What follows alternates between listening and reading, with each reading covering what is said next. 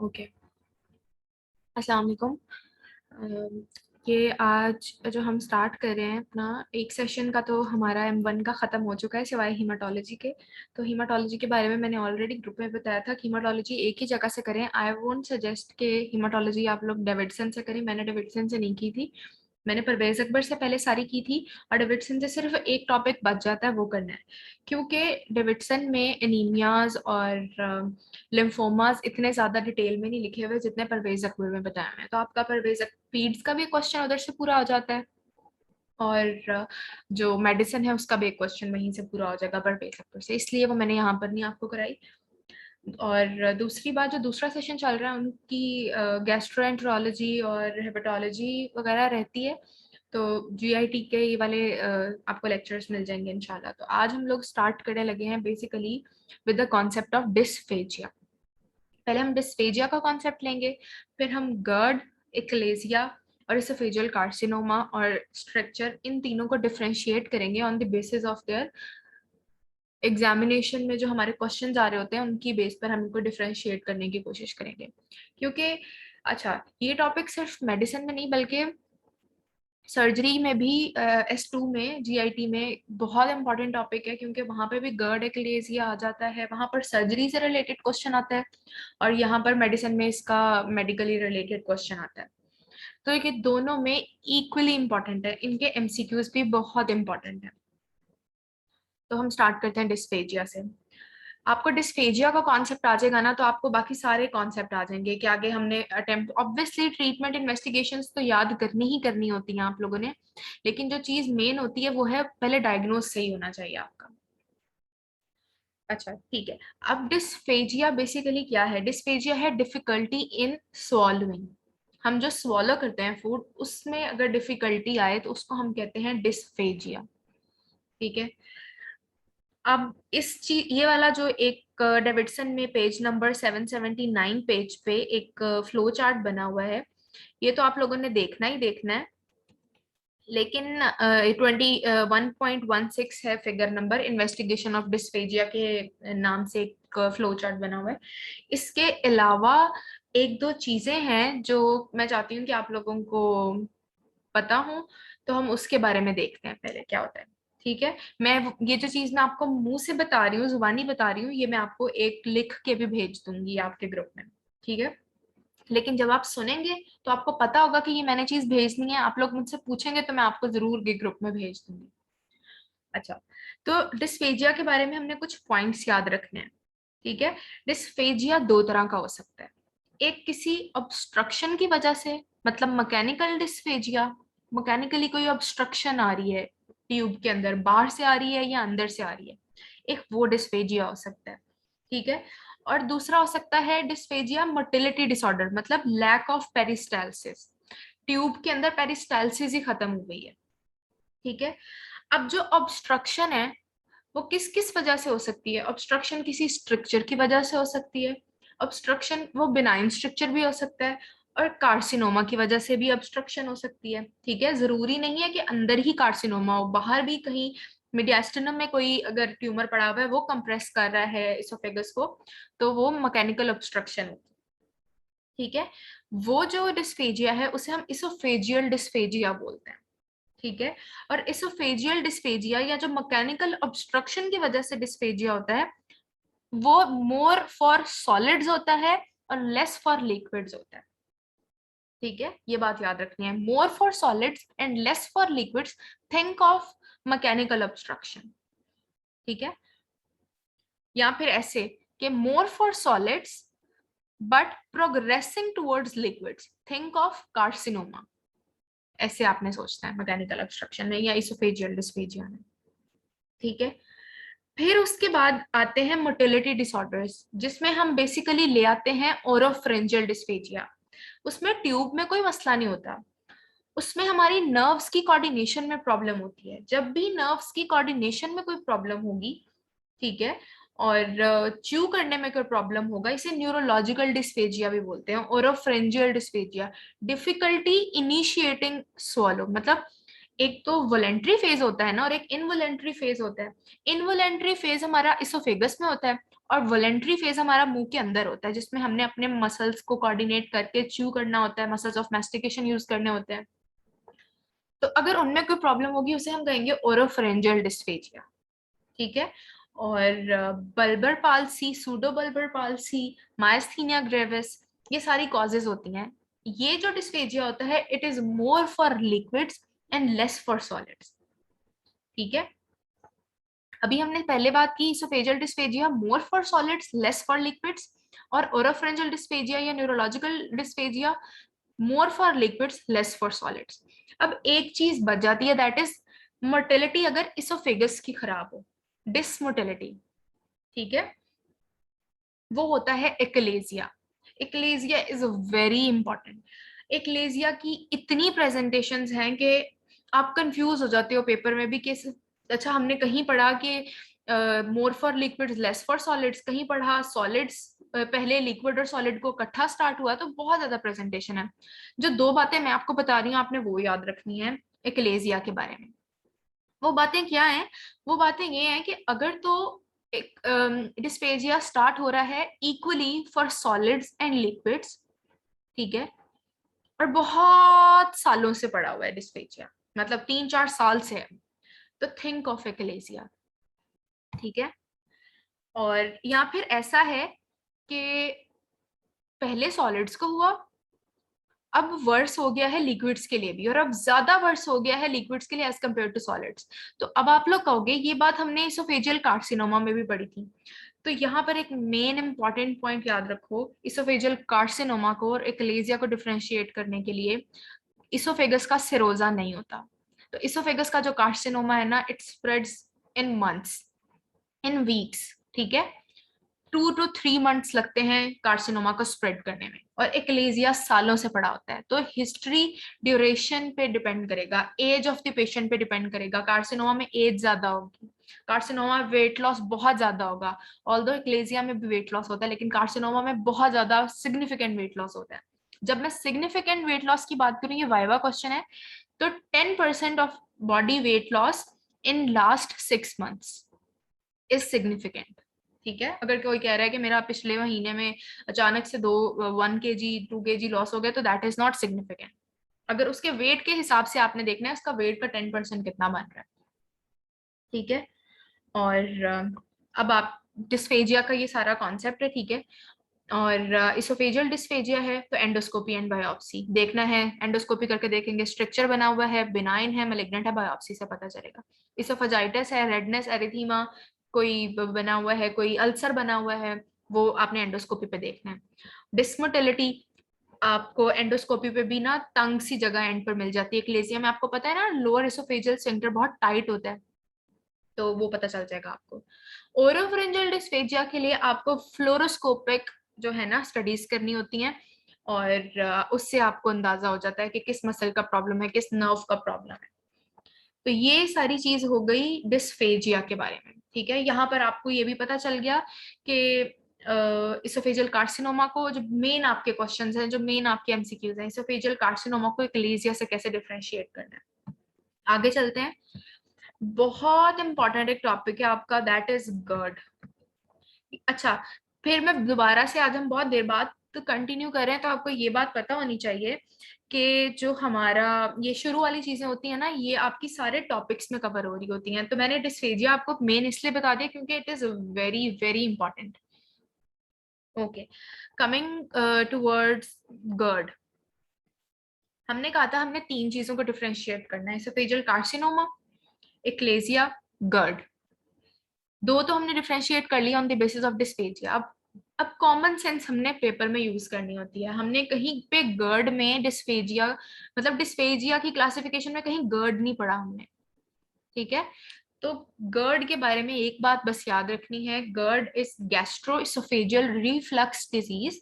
ये स्टमक के contents oesophagus में आते हैं, इरिटेट करते हैं, और सिम्टम्स आते हैं इसके। तो गर्ड के अंदर डिस्फेजिया नहीं होता, या गर्ड का पेशेंट प्रेजेंट आपके पास जब, क्योंकि प्रेजेंट तो ऑब्वियसली तभी पेशेंट कर जाता है ना जब भी कोई भी सिम्टम आए।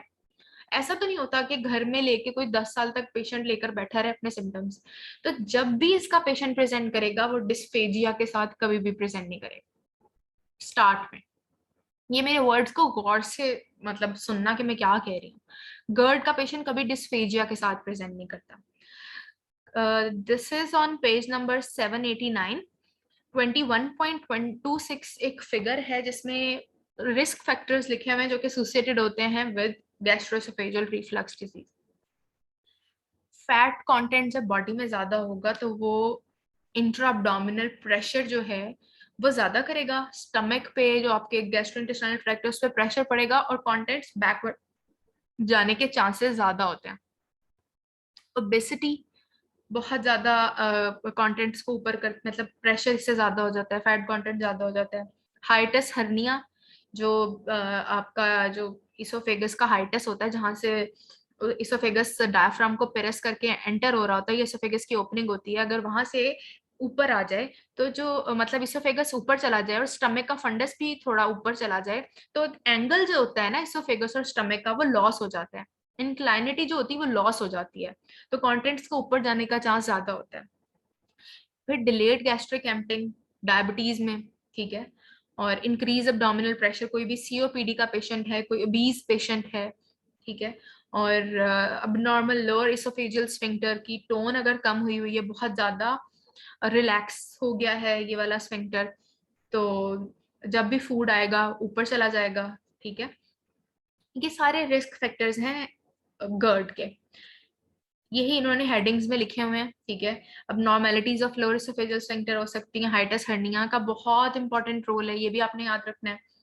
और delayed oesophageal clearance, peristaltic activity अगर कम है तो ये आपके पास पेप्टिक अल्सर डिजीज में भी हो सकती है, ये डायबिटीज में भी हो सकती है, ठीक है। Defective gastric emptying, increase abdominal pressure, pregnancy है, ओबेसिटी है जैसे मैंने आपको बताया, तो प्री डिस्पोजिंग फैक्टर्स हैं, और डाइटरी एंड एनवायरमेंटल फैक्टर्स, ठीक है। फिर उस अच्छा डाइटरी एंड एनवायरमेंटल फैक्टर्स में एक बात याद रखनी है कि जो dietary fat, chocolate, alcohol, T and coffee, मतलब इसमें आपके पास फैट भी आ जाता है, कार्बोहाइड्रेट्स भी आ जाते हैं। ये जो चीजें हैं ना ये रिलैक्स करती हैं लोअर एसोफेजियल स्फिंक्टर को, ये प्रोवोक कर सकती हैं ये सिम्टम्स। जो प्रोटीन है ना वो टाइटन करती है, तो ये मैंने कहीं एमसीक्यू सॉल्व किया था इसलिए मुझे तब का ही याद है कि प्रोटीन जो है वो टाइट करती है स्फिंक्टर को और बाकी जो जितने भी हमारे कंटेंट्स हैं वो रिलैक्स करते हैं लोअर एसोफेजियल स्फिंक्टर को। अच्छा, अब यहाँ पर देखो कि गर्ड में हमने कहीं पे भी वेट लॉस की बात नहीं की है, बेशक इनसिग्निफिकेंट और सिग्निफिकेंट हो, अभी तक हमने कहीं बात नहीं की, हमने जहां भी बात की हमने ओबेसिटी के साथ रिलेट किया गर्ड को, ठीक है। तो ये चीजें क्वेश्चन में बहुत इंपॉर्टेंट है, ये एक एक चीज क्वेश्चन में बहुत इंपॉर्टेंट होती है। अब क्या होगा कि हमें पता है कि इसोफेगस की जो पीएच होती है वो अल्कलाइन होती है स्लाइटली, और जो स्टमक है वो बहुत ज्यादा एसिडिक होती है, तो एसिडिक फूड जब एसिडिक कंटेंट जब रिफ्लेक्स बैक करते हैं इनटू द इसोफेगस तो वो इरिटेट करते हैं, ठीक है। तो पेशेंट हार्ट बर्न एंड रीगर्ज के साथ प्रेजेंट करता है, ठीक है। और जब भी पेशेंट लेटता है या बेंड करता है, ठीक है, या स्ट्रेन करता है, प्रेशर अप्लाई करता है, ठीक है, तो water brash, what is water brash, salivation होती है रिफ्लक्स स्लाइवरी ग्लैंड स्टिमुलेशन की, जैसे ही एसिड जो है वो इसोफेगस के अंदर एंटर होता है, ठीक है। जैसे ही आप लाई डाउन करते हो मतलब लेटते हो, स्ट्रेन करते हो, तो बेंड करते हो, तो जो इसोफेगस जो गैस्ट्रिक कंटेंट है वो इसोफेगस में आते हैं और उसके रिस्पॉन्स में एक रिफ्लेक्स स्लाइवरी ग्लैंड की स्टिमुलेशन होती है और सेलिवेशन होती है जिसे हम वाटर ब्रैश कहते हैं। पेशेंट इज ऑफन ओवरवेट, ठीक है, ये आपने बहुत इंपॉर्टेंट बातें याद रखनी है। और पेशेंट कुछ लोगों को ना आदत होती है वो पिलो के बगैर सोते हैं, जब वो पिलो के बगैर सोते हैं तो वो रात को जब सोते हैं तो चोकिंग होती है उनको, क्योंकि रिफ्लक्स जो फ्लूइड है वो रिफ्लक्स होता है बैक इनटू द एसोफेगस और वो इरिटेट करता है अपर म्यूकोसा को, ठीक है। अच्छा, यहाँ तक बात हो गई। यहाँ अच्छा आपको क्या लगता है यहाँ तक इतने पेशेंट्स को सिम्टम आ रहे हैं, क्या वो प्रेजेंट नहीं करेगा? इतने पेशेंट गैस्ट्रोएंटरोलॉजिस्ट के पास में जीपी के पास प्रेजेंट करते हैं इन्हीं सिम्टम्स के साथ, तो कहीं पे भी हमने डिस्फेजिया की बात नहीं की। अब क्या होता है कि सिम्टम्स अगर चलते रहे इसोफेगस का म्यूकोसा इरिटेट होता है इन्फ्लेम्ड होता है। अब आपको पता है इन्फ्लेमेशन का आगे सीक्वल क्या होता है, इन्फ्लेम्ड होता है, फाइब्रोसिस होती है, स्ट्रक्चर बनता है। जब स्ट्रक्चर बन गया, मैकेनिकल ऑब्स्ट्रक्शन आ गई, तो पेशेंट को डिस्फेजिया होगा। लेकिन ये कितनी देर के बाद हो रहा है? कोई 3-4 साल के बाद हो रहा है, बस ये बात आपने अपना कॉन्सेप्ट बना लेना है कि डिस्फेजिया इसमें होता कब है। स्टार्ट में कभी भी पेशेंट डिस्फेजिया के साथ प्रेजेंट नहीं करेगा। ठीक है, जब डिस्फेजिया हो गया फिर पेशेंट को एटिपिकल सिम्टम्स भी आना शुरू हो जाते हैं, चेस्ट पेन होना शुरू हो जाती है इतने ज्यादा बार बार एसिड रिफ्लक्स की वजह से, लेरिंजाइटिस हो सकता है, चेस्ट इन्फेक्शन हो सकते हैं, ये सारे इसके कॉम्प्लिकेशंस हैं। ठीक है, ये आपने याद रखनी है। कॉम्प्लिकेशंस में एक तो हमने ऑलरेडी पढ़ ली, इसोफेजाइटिस, और मतलब पहले आपका रेडनेस होती है, रेडनेस के बाद ब्लीडिंग, अल्सरेशन, स्ट्रक्चर फॉर्मेशन, और पेशेंट डिस्फेजिया के साथ प्रेजेंट करता है। अब हमने पढ़ा हुआ है गर्ड लीड करता है। अच्छा, एक होती है चीज नॉर्मल फिजियोलॉजी, और वो फिजियोलॉजी जब पैथोफिजियोलॉजी में कन्वर्ट हो जाए तो आपको पता है ना डिफरेंशिएशन ऑफ एपिथेलियम क्या होती है। ठीक है, उसे हम मेटाप्लेजिया कहते हैं। मेटाप्लेजिया में एक एपिथेलियम दूसरी एपिथेलियम में चेंज होना शुरू हो जाती है। ठीक है, और बेरेट इसोफेगस में जो स्केमस लाइनिंग ऑफ नॉर्मल इसोफेगस होती है ना, वो रिप्लेस होना शुरू हो जाती है कोलमनार म्यूकोसा के साथ, क्योंकि इरिटेट हो रहा है बार बार एसिड की वजह से म्यूकोसा।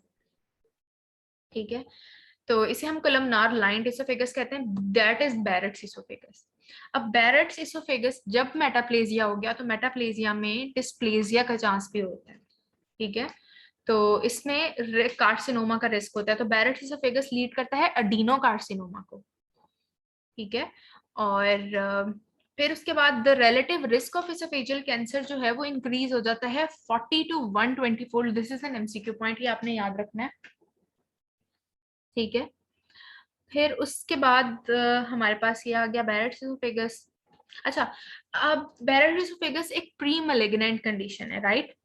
तो डायग्नोसिस कैसे होगा? हम एंडोस्कोपी कर लेंगे, हमें पता चलेगा ऊपर एरिथीमा बना हुआ है, स्ट्रक्चर बना हुआ है कुछ, तो हमें बायोप्सी, मल्टीपल बायोप्सीज करनी होती है हमें बार बार। हम 3 to 4 मंथ्स के इंटरवल पे, 2 to 3 मंथ्स के इंटरवल पे हम इसकी बायोप्सी करते हैं, इंटेस्टाइनल मेटाप्लेजिया और डिस्प्लेजिया को डिटेक्ट करते हैं। तो इस तरह से बैरेट्स इसोफेगस का डायग्नोसिस होता है। अच्छा जी, अब मैनेजमेंट क्या है? मैनेजमेंट में हमने क्या करना होता है? सबसे पहले, अच्छा इसका मैनेजमेंट कोई ऐसा नहीं है कि हम इसमें पीपीआईज दें, प्रोटॉन पंप इनहिबिटर्स दें, ये ठीक हो जाए, कोई ऐसा इसका मैनेजमेंट का सिस्टम नहीं है। हमने इसको ट्रीट करना होता है एंडोस्कोपिक थेरेपीज के थ्रू।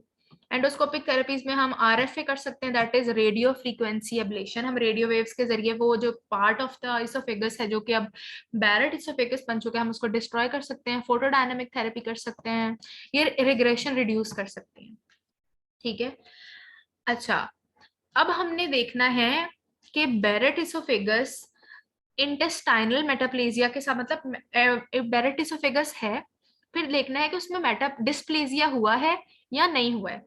अगर तो विदाउट डिस्प्लेजिया है तो हमने उसकी एंडोस्कोपी करते रहना है 3 to 5 ईयरली इंटरवल्स के साथ।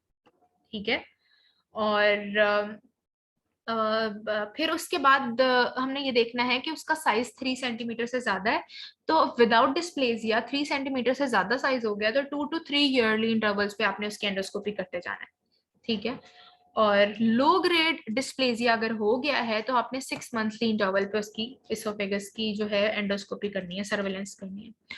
और हाई ग्रेड डिस्प्लेजिया को आपको रेसेक्ट भी करना पड़ता है। ठीक है, इसे हम इंट्रामिकोजल कार्सिनोमा कहते हैं। ट्रीटमेंट ऑप्शंस आर ईदर इसोफेजेक्टमी और एंडोस्कोपिक थेरेपी। मेनली हम इसोफेजेक्टमी कर देते हैं। ठीक है, अब आगे हम सिर्फ कॉम्प्लिकेशंस की बात करें। फिर पेशेंट को स्ट्रक्चर की वजह से एनीमिया भी होना शुरू हो जाता है, आयरन डेफिशिएंसी एनीमिया। पेशेंट को बिनाइन इसोफेजियल स्ट्रक्चर में डेवलप हो जाता है। ठीक है, फिर डिस्फेजिया के सिम्टम्स आना शुरू हो जाते हैं। और अगर हर्निया की जो हाइटस हर्निया बैकग्राउंड में था उसकी वजह से स्टमक ऊपर आ जाता है हाइटस से। ठीक है, नॉर्मली तो नीचे होता है, तो वो वॉल्वुलस, वो एक दूसरे के ऊपर रोटेट हो सकते हैं और वॉल्वुलस बन सकता है, वॉल्वुलस रोटेशन को कहते हैं। ठीक है, तो जिसकी वजह से ऑब्स्ट्रक्शन, गैस्ट्रिक ऑब्स्ट्रक्शन होती है और बहुत सिवियर केस के साथ पेशेंट प्रेजेंट करता है। ये सारी चीजें हो गई इसकी क्लिनिकल फीचर्स, इसकी कॉम्प्लिकेशंस। ठीक है, now coming towards the investigations. Investigations बहुत इंपॉर्टेंट है। क्यों? हमने ये देखना है कि पेशेंट अलार्म सिम्टम्स के साथ प्रेजेंट कर रहा है, पेशेंट विदाउट अलार्म सिम्टम्स के साथ प्रेजेंट कर रहा है, या पेशेंट जो है अगर फिर अलार्म सिम्टम्स नहीं है तो फिर भी ट्रीट करने पे ट्रीट क्यों नहीं हो रहा है। ये 3-4 चीजें हैं इन्वेस्टिगेशन हमने देखनी होती है। अगर कोई यंग पेशेंट है, सबसे पहले और वो typical symptoms of gastroesophageal reflux के साथ प्रेजेंट किया। What are the typical symptoms? Heartburn, regurgitation, water brash. ठीक है, तो हमने उसको स्टार्ट कर देना है ट्रीटमेंट, हमें कोई इन्वेस्टिगेशन कराने की जरूरत नहीं है। ठीक है, investigation is advisable if patient present over the age of, अगर पेशेंट की एज 50 to 55 ईयर्स है, मतलब कार्सिनोमा का रिस्क शो हो रहा है, सिम्टम्स उसके एटिपिकल है, मतलब उसको चेस्ट पेन, इन्फेक्शंस और डिस्फेजिया और डायनोफेजिया के सिम्टम्स आ रहे हैं, और फिर आपने उसकी एंडोस्कोपी करनी है। ठीक है, ये नहीं याद रखना कि गर्ड की investigation of choice is endoscopy. Endoscopy is the investigation of choice when, जब पेशेंट एटिपिकल सिम्टम्स के साथ प्रेजेंट कर रहा है या पेशेंट की एज ज्यादा है। Gold standard investigation for GERD is 24 hour pH monitoring. ठीक है, यूजुअली हमने पढ़ा है कि इसोफेगस की जो पीएच है वो अल्कलाइन होती है, लेकिन गर्ड के अंदर वो एसिडिक हो जाती है, तो 24 आवर पीएच मॉनिटरिंग में pH of less than 4 आएगी for more than 6 to 7% of the study time। ठीक है, that is diagnostic for reflux disease। ये हो गई इन्वेस्टिगेशन। सबसे पहले मैनेजमेंट पे आते हैं। सबसे पहले तो हमने उसको लाइफस्टाइल एडवाइसेस देनी होती है। पेशेंट आ गया आपके पास, what are the lifestyle advices for GERD? Patient को कहें अपना वेट कम करें, हम उसको कहें फैट को रिड्यूस करें अपनी डाइटरी आइटम में से, अपने बेड हेड को एलिवेट करके सोए। क्यों? क्योंकि वो जो एक एंगल बन रहा है वो ऊपर नहीं आएगा, रिफ्लेक्स बैक नहीं होगा नाइट पे। लेट नाइट मील्स को अवॉइड करे, स्मोकिंग को सेजेट करे। ये सारी चीजें हैं इसकी लाइफस्टाइल मॉडिफिकेशंस, ये सर्जरी में भी पूछी जाती हैं। पेज नंबर 794 पे एक 21.30 एक फिगर बनी हुई है, treatment of gastroesophageal reflux disease, a step down approach. हम स्टार्ट करते हैं इसके ट्रीटमेंट को, एंटासिड्स देते हैं पेशेंट को सबसे पहले। एंटासिड से फर्क नहीं पड़ता, हम पीपीआई पे जाते हैं फुल डोज पे। हम देखते हैं कि पीपीआई के फुल डोज पे क्या रिस्पॉन्स कैसा है, गुड रिस्पॉन्स है या पुअर रिस्पॉन्स है। गुड रिस्पॉन्स है तो पीपीआई हम उसको मेंटेनेंस डोज पे लगा देते हैं, और उसके साथ हम H2 रिसेप्टर एंटागोनिस्ट और एंटासिड्स ऐड कर सकते हैं। पुअर रिस्पॉन्स है तो फिर हम पीएच मॉनिटरिंग करते हैं उसकी, और अगर वो पीएच मॉनिटरिंग में लेस देन पीएच आ रही है 4, तो फिर हमने उसकी सर्जरी करनी होती है, दैट इज फंडोप्लाइकेशन। फंडोप्लाइकेशन क्या होती है? हम फंडस को पकड़ते हैं स्टमक का, हमने बेसिकली उसको टाइट करना है, लोअर एसोफेजियल स्फिंक्टर वाले एरिया को जो बहुत ज्यादा रिलैक्स हुआ हुआ है। हमने उसको फंडस को पकड़ के घुमाना है स्टमक के इर्द गिर्द, और 360 के एंगल पे या 270 के एंगल तक लेकर आते हैं और स्टिच कर देते हैं ताकि वो थोड़ा सा टाइटन हो जाए। This was all about gastroesophageal reflux disease. ठीक है, coming towards our second topic, that is achalasia. Achalasia भी बहुत इंपॉर्टेंट है, इस दफा प्रॉफ में हमें 2020 में यही आया हुआ था, एकलेजिया ही आया हुआ था, और सर्जरी में भी एकलेजिया ही आया हुआ था। What is achalasia? एकलेजिया है लोअर एसोफेजियल स्फिंक्टर की टोनिसिटी, बहुत ज्यादा टोन उसकी वजह टोन्ड अप हो जाए, which fails to relax in even in response to swallowing। obviously जब फूड आएगा तो there is a process known as receptive relaxation in response to that coming food, वो नहीं होती इसके अंदर। ठीक है, और जो बॉडी ऑफ इसोफेगस है इसके अंदर लैक ऑफ पेरिस्टाल्सिस होती है, दैट इज डिसमोटेलिटी। ठीक है, तो पेशेंट को डिस्फेजिया भी होता है और पेशेंट का फूड स्टक करता जाता है नीचे। ठीक है, कॉज इज बेसिकली वो जो degeneration of ganglion cells with in the sphincter और बॉडी ऑफ इसोफेगस, ये सारी चीजें इसकी कॉज में आती हैं। गर्ड में हमने कहा था पेशेंट का प्रेजेंटेशन जो होती है वो डिस्फेजिया के साथ नहीं होती, लेकिन एकलेजिया में पेशेंट की presentation is with dysphagia. Years बहुत सालों से पड़ा होता है, ईयर्स लग जाते हैं इसको प्रोग्रेस करते करते, डेवलप स्लोली, इंटरमीडिएट होता है और फिर प्रोग्रेस करता जाता है। बस यही फर्क है कार्सिनोमा में और इसमें। कार्सिनोमा बहुत जल्दी प्रोग्रेस कर जाता है विद इन मंथ्स और वीक्स, ये ईयर्स में प्रोग्रेस करता है। ठीक है, और इसमें सॉलिड और लिक्विड को इकट्ठा हो सकता है डिस्फेजिया।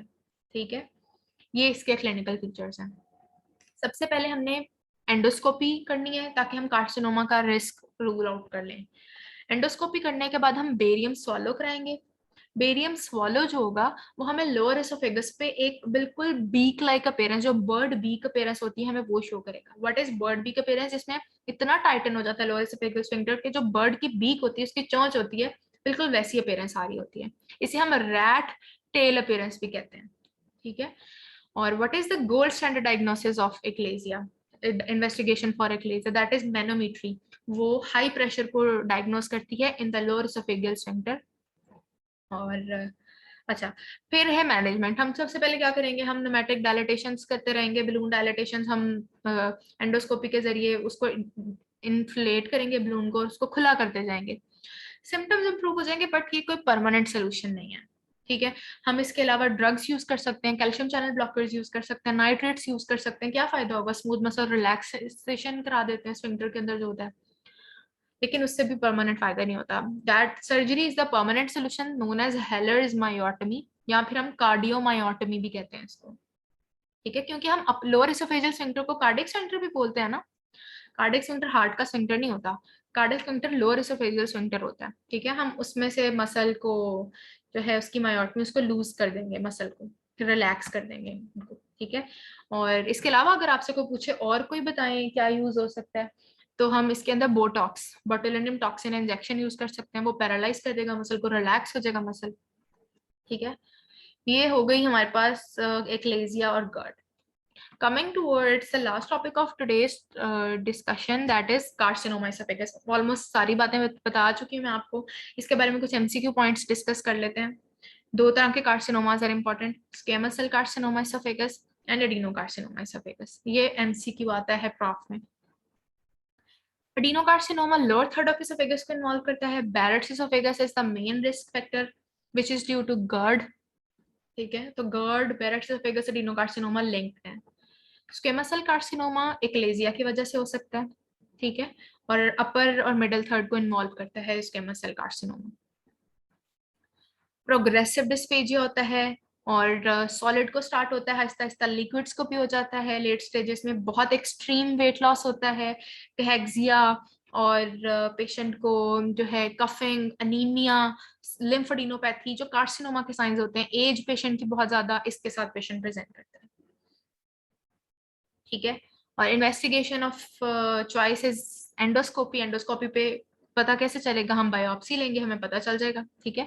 तो हमेशा इस ऑप्शन को करेक्ट करना है, एंडोस्कोपी विद बायोप्सी, ठीक है। और जब आपको कंफर्म हो जाए बायोप्सी पे, तो आपने स्टेजिंग इन्वेस्टिगेशंस करानी होती हैं। अब यहाँ पर याद रखो, टी स्टेज होती है, एन स्टेज होती है और एम स्टेज होती है। टी स्टेज जो होती है, जो साइज को बताती है, टी स्टेज के लिए आपने कराना होता है endoscopic abdominal ultrasound, EUS। This is, ये बताता है depth of penetration of tumour, ठीक है। EUS टी स्टेज के लिए। एन स्टेज जो नोड्स होते हैं उसके लिए क्या कराना होता है, आपने सीटी स्कैन कराना होता है, ठीक है।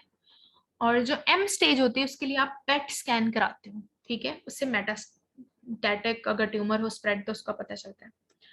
मैंने, अच्छा एक बात बता दूं कि ट्रिक है कि सर्जरी में कार्सिनोमा ज्यादा आते हैं, मेडिसिन में कार्सिनोमा इतने ज्यादा नहीं आते, बल्कि मैंने नहीं देखा मेडिसिन में कार्सिनोमा बहुत रेयर आता है, ठीक है। क्यों? क्योंकि unless and until chemotherapy, radiotherapy हम इतनी डिटेल में मेडिसिन में पढ़ नहीं रहे, कोई मेडिकल ट्रीटमेंट नहीं है ना कार्सिनोमास का। सर्जरी जो है वो ट्रीटमेंट ऑफ चॉइस है। तो कार्सिनोमा की ट्रीटमेंट ऑफ इसोफेजियल कार्सिनोमा की जो treatment of choice is surgery, अगर पेशेंट रिसेक्शन के पॉइंट पे प्रेजेंट कर जाता है, वरना आपने कीमोथेरेपी और रेडियोथेरेपी पेशेंट की करनी होती है पेलिएटिव थेरेपी में, ठीक है। या आप पेशेंट की लेजर थेरेपी कर सकते हो। बेसिकली आपने पेशेंट को पेलिएट करना। पेलिएट क्या है, पेशेंट की लाइफ स्पैन को थोड़ा सा बढ़ा दो, उसकी सिम्टम्स को रिलीव कर दो, क्योर नहीं होता है, ठीक है। बस आपने इसमें ये याद रखना है, ये तीनों टॉपिक्स बहुत ज्यादा इंपॉर्टेंट है, ठीक है। और अब नेक्स्ट आपने ये तीनों याद कर लेना। इसके अलावा मैं आपको क्वेश्चन दिखा देती हूँ।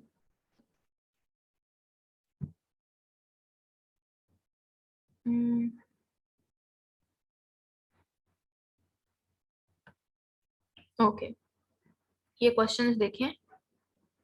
क्वेश्चंस में पहला क्वेश्चन देखें, सबसे पहले नीचे वाला जो मिड वाला क्वेश्चन है वो देखें। अ 45-year-old female presents in OPD with complaint of difficulty in swallowing for solids and liquids for last 1 year.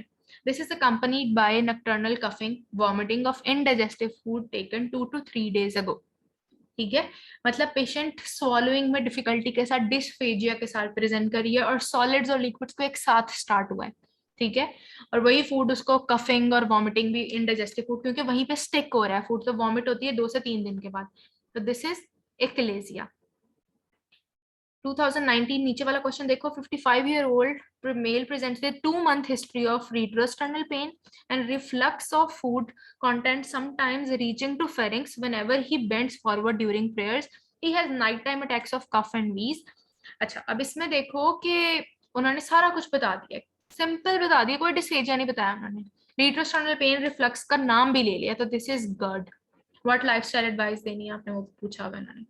ऊपर वाला क्वेश्चन है, 55-year-old heavy smoker presents with progressive dysphagia to solids and a significant weight loss over last 3 months। पेल भी है, anaemia भी है, उसको इमेशिएटेड है। To most likely possibilities, तो डिफरेंशिएट करना कहाँ मुश्किल होता है, कार्सिनोमा में और एक्लेजिया में, वही दो पॉसिबिलिटीज है, लेकिन यहाँ पे मेनली जो लग रहा है वो कार्सिनोमा लग रहा है।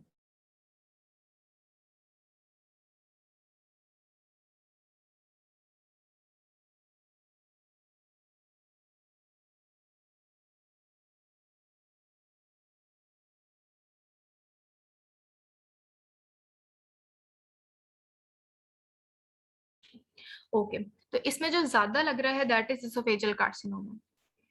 ये थे हमारे, एक मिनट में स्क्रीन शेयरिंग बंद कर दूं। ये थे हमारे आज के तीनों टॉपिक्स, आप लोगों ने ये करने हैं। इसके बाद आपको पेप्टिकल से डिजीज गैस्ट्राइटिस के बारे में आप लेक्चर देती हूँ। फिर उसके बाद हम inflammatory bowel disease, irritable bowel syndrome पे एक लेक्चर देंगे, जो इंपॉर्टेंट टॉपिक्स हैं हम वो कवर करेंगे सबसे पहले। ओके, अल्लाह हाफिज।